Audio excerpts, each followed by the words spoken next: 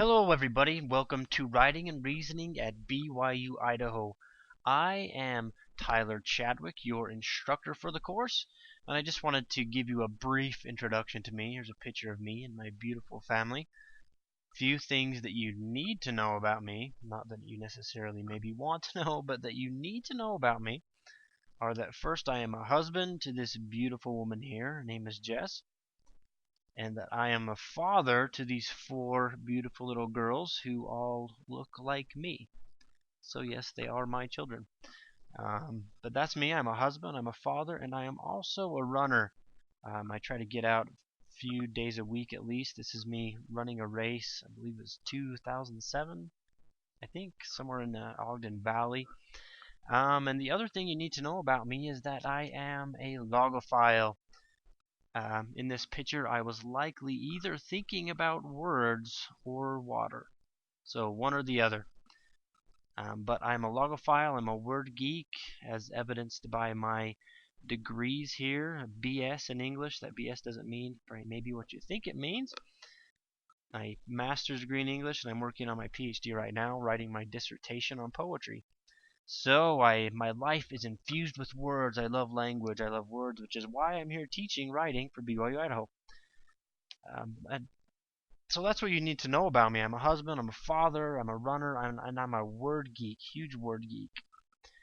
Now, also what you need to know about me is that I am deeply passionate and I am deeply convinced of the fact that there is power in words.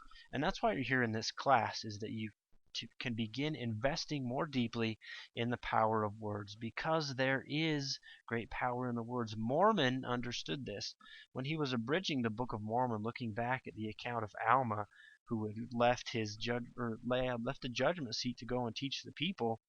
He came across the Zoramites and realized that, oh, geez, these guys aren't doing so good. They're not praying the way they should. They're not worshiping God the way they should.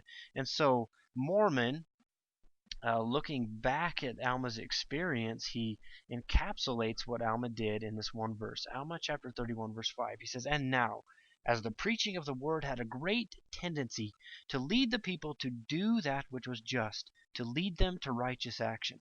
Yea, it had had more powerful effect upon the minds of the people than the sword or anything else which had happened unto them. Therefore Alma thought it was expedient that they should try the virtue of the word of God." So there's great power in the words. Mormon testifies of that. Alma understood that. Also, the early church leaders understood it. In the lectures on faith, which were approved, if not at least partly written and taught by Joseph Smith, they ask a simple question. It said, "We ask then, what are we to understand by a person's working by faith?" And then provide an answer.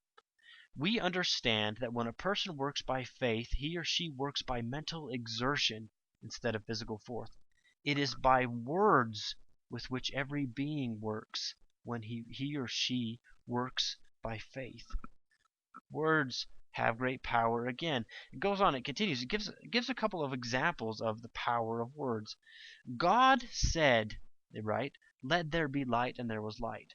Joshua spake, and the great lights which God had created stood still. Elijah commanded, and the heavens were stayed for the space of 3 years and 6 months, so that it did not rain. He again commanded, and the heavens gave forth rain.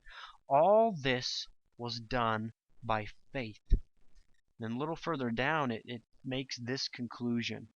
Faith then works by words, and with words, its mightiest works have been and will be performed. So our words, folks, are a matter of faith. The way that we use language is an expression of our character, and it can be a great influence on those around us. So as we move through this semester, keep this in mind, because it will provide support for everything we talk about this semester, that we have a responsibility to use language in ways that can influence others for the good. But that's just a little bit about me and about my passions and about my understanding of language and what it can do, of how it works in the world, and how it can help us to build new worlds of our own and to influence others to do good things. I look forward to working with you throughout this semester. If you have any questions at any point, please do feel free to let me know. My inbox is always open.